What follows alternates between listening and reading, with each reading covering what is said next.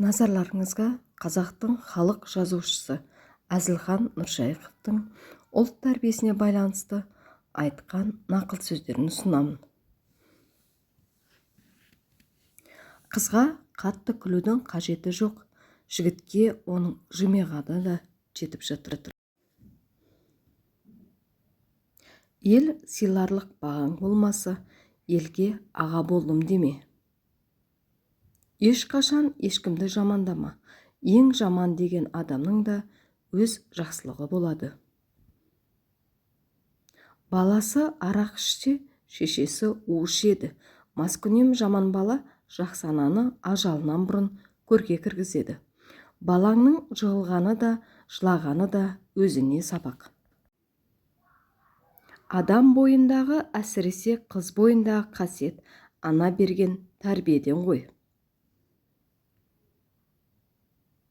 Егер ертең шәкірттеріңе үлгі ұстаз боламын десеңдер, еңбекшіл болыңдар. Бала тәрбиесінің ең үлкені оны еңбекке баулу. Еңбекшіл жас қана ең үздік азамат болып қалыптасады. Баланы жастан жұмсап, жүгіртіп істете беру керек. Еңбекшіл азамат содан қалыптасады. Махаббат барша байлықтан күшті, бірақ күштіге де көмек керек. Сол сияқты махаббат өзін байлық пен барлықтың қоса қалауын. Қарқылдап күлу, тарқылдап сөйлеу дарақылықтың белгісі.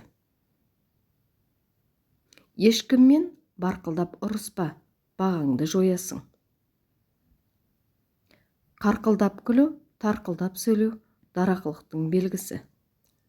Кісі кемшілігін көруге емес, түзеуге әуестен. Ауыз шешендік әркімде бар. Қыздың көп сөйлемегені абзал. Қыздың күлкісі, жымиюы, бас изеуі, көз қарасы, жүріс тұрысы сайрап тұрған сөз.